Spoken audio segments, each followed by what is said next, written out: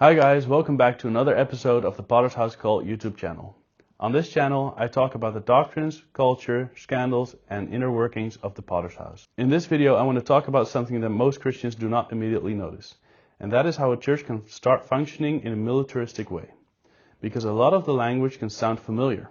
Words like battle, victory, discipline, loyalty, being on the front lines, being radical for God. Those words can sound biblical, and because they sound biblical, people often do not stop and ask a very important question. Are we just using biblical imagery, or have we actually built a church model that works like an army, with training, command structures, obedience, and people being expected to fall in line? That is what I want to look at in this video. First, I want to show how the Bible uses military language, and just as importantly, where the Bible puts limits on that language. Then I want to compare that with the language used by the door itself, based on books and internal documents published by Christian Fellowship Ministries. And when you start putting those things side by side, a pattern becomes hard to ignore. Because in these materials, believers are described as soldiers and recruits. Discipleship is described like boot camp. Evangelism is described like the front line. Leadership is framed in terms of strategy and tactics, and leaving is sometimes described as desertion. For this topic, I also spoke with someone who personally knew Wayman Mitchell and saw him up close. According to that testimony, Mitchell deliberately wanted to create an environment that resembled the military. That witness also connected that mindset to Christian nationalism and to Mitchell's strong fascination with the military. That same conversation also brought up his time serving in the Navy during the Korean War, mainly in maintenance work on Guam, without seeing combat, and the claim that he experienced that as something shameful, like he had something to prove.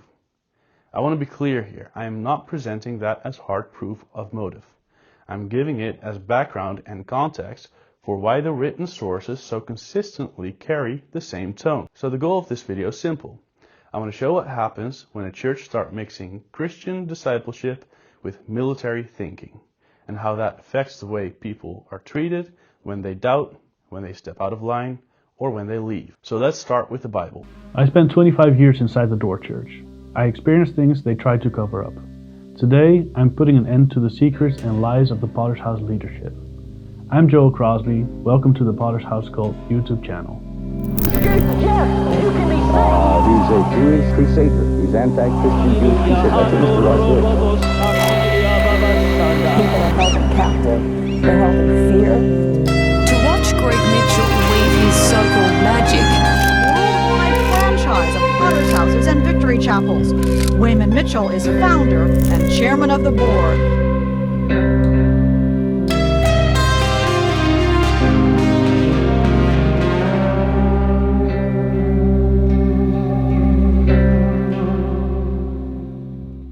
Military language does appear in the Bible, but context determines what that language means. And that distinction matters, because the same words can mean very different things in different settings.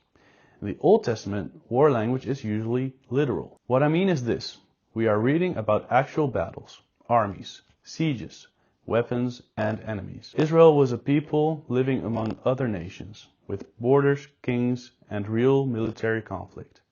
So of course the text contains war stories, because it is recording history. That point often gets missed when people try to turn biblical war language into a model for church culture. The Old Testament is not a manual for turning a church into a fighting force. It is not a justification for treating church members like troops, who are supposed to carry out orders. Then when you get to the New Testament, the whole subject shifts. The church is not a nation with land borders and an army. Jesus does not call his followers to wage physical war. The apostles do not build a movement that takes territory by force. When the New Testament uses battle language, it spiritualizes that battle. Paul says that the weapons of the Christian are not carnal. They are used to tear down arguments and every thought that exalts itself against Christ. In Ephesians 6, the armor is about truth, faith, righteousness, and prayer. The enemy is not other people. The focus is on standing firm, discerning, and praying. That is a huge difference. In spiritual warfare, God fights the decisive battle. Believers are called to stay alert, to pray, to persevere, and to remain faithful. The New Testament does not tell the church to become a military machine. And there is another important point here. The dominant language of the New Testament is not military language at all. It is family language. Believers are called children of God. Paul talks about adoption and crying out, Abba, Father. The church is described as a body, a bride, a household. That is the foundation of the church. Sonship, closeness, safety, love, growth, correction in love. That same thing applies to leadership. Jesus contrasts worldly leadership, where rulers lord it over people, with leadership in his kingdom, where the greatest become a servant. Peter tells elders not to dominate, but to shepherd by example. Yes, the New Testament sometimes uses the image of a soldier, like in 2 Timothy 2, but there it is a metaphor for endurance and focus. It is not a blueprint for organizing the church like an army. It does not put the soldier image above sonship, and it does not use that image to sanctify a human chain of command. And this is where it gets important. If a movement starts training Christians to think in terms like recruits, boot camp, orders, tactics, front lines, and desertion, then it is moving away from biblical imagery and toward a completely different model. And that model is no longer centered on sonship and loving discipleship.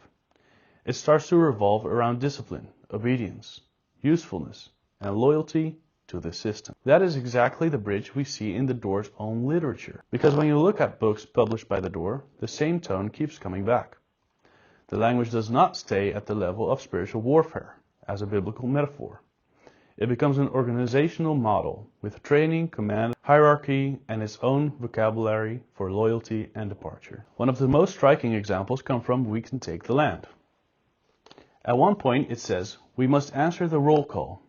And then it goes on to say, we put a spiritual M16 rifle in their hands, send them to the front lines and say, fire. That is not just colorful preaching.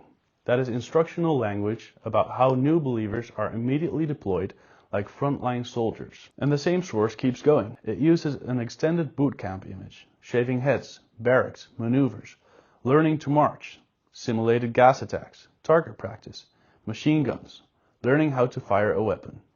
Then it moves to battle lines, exploding grenades, and heads being blown off all around him. The message is hard to miss. Discipleship is being framed like military training, shaping people into the kind of person who receives orders and carries them out. A second book, Blueprint from Heaven, goes in the same direction, but even more explicitly.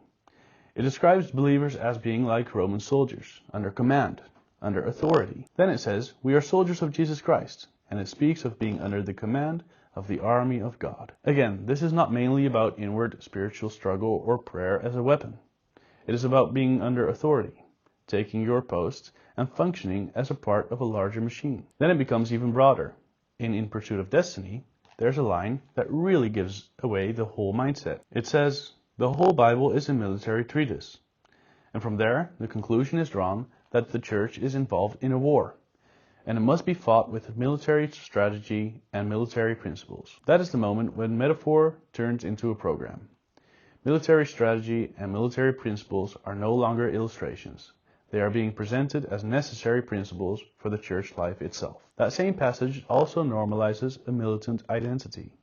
It literally says, of course we are militant, and we are an advancing army. And once that kind of language becomes normal, gentleness starts to feel weak. Asking questions starts to feel like sabotage. Loyalty starts to feel like holiness. Then the language shifts from atmosphere to structure. In that same book, it says that God commands his army, that there is a clear chain of command, and that his kingdom is not a democracy. Now we are not even talking about spiritual warfare anymore. We are talking about how authority is supposed to function, with a command structure that supposedly runs all the way up to God himself. And once leadership is framed like that, human authority automatically takes on a sacred shadow. Resistance starts to feel like rebellion against God. Criticism starts to sound like disobedience. And this is not just sermon language. You see the same thing in official policy documents and contracts. In Helps and Guidelines, a handbook for the pastors, pioneers, and workers of the Christian fellowship churches worldwide, it says that a board of elders has the authority to call any pastor in the fellowship into account, and that their decisions will be binding and final. Then in a pastor's contract, you find the statement, I submit my ministry to Pastor Wayman Mitchell or his successors. At that point, the chain of command is no longer just a preaching illustration. It becomes a governance structure. Binding and final authority.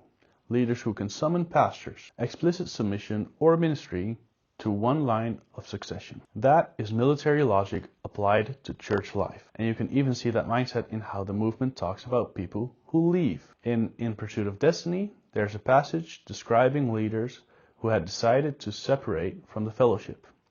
And the report says that news spread that these men were deserting. That word matters. Deserting is not a neutral word. It carries the image of betrayal, of abandoning the unit, of crossing over to the enemy. In a church setting, that puts enormous moral pressure on people. Leaving is no longer treated as a matter of conscience. It becomes loaded with the shame of treason. And the same military framing shows up in the fellowship's own heroic storytelling. In Unto the Ends of the Earth, evangelism is described as a strategy of guerrilla warfare, snatching souls for Christ wherever they could be found. In An Open Door, the outside world is compared to the Axis powers in World War II, and people are described as forming guerrilla teams and going out. The effect of it all is obvious. The world starts to feel like a battlefield, and the fellowship starts to feel like the only safe camp. And when you lay these texts side by side, the pattern becomes too strong to explain away by saying it's just a metaphor. Roll call, boot camp, M16, front lines, chain of command, binding and final, submit my ministry, deserting. That is its own language world, and language shapes reflexes. Obey, be tough, be useful, do not complain, do not question, and stay in line. And that is where this starts to overlap with cult-like dynamics. Because a church can be serious, disciplined, and missionary-minded, while still being gentle in authority, open to questions, honest about human weakness, and safe for conscience. But these books and documents push in a different direction. They push toward a model where the war is not only something spiritual that happens in prayer and perseverance, but something that shapes the structure, the culture, and the way leadership speaks, decides, and corrects people. So where does that leave us? The Bible does use battle language. But in the New Testament, that battle is clearly spiritual.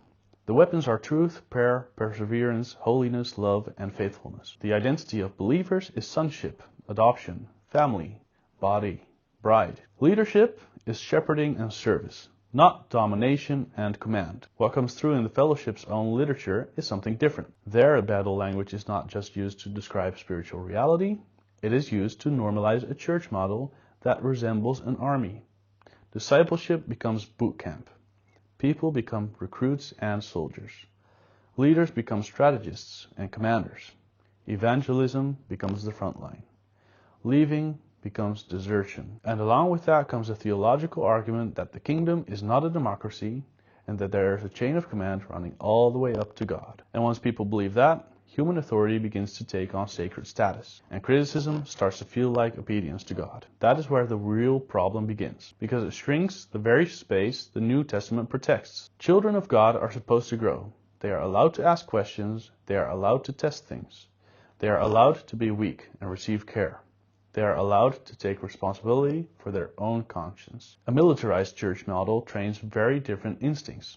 You learn to function, not to process. You learn to conform, not to discern.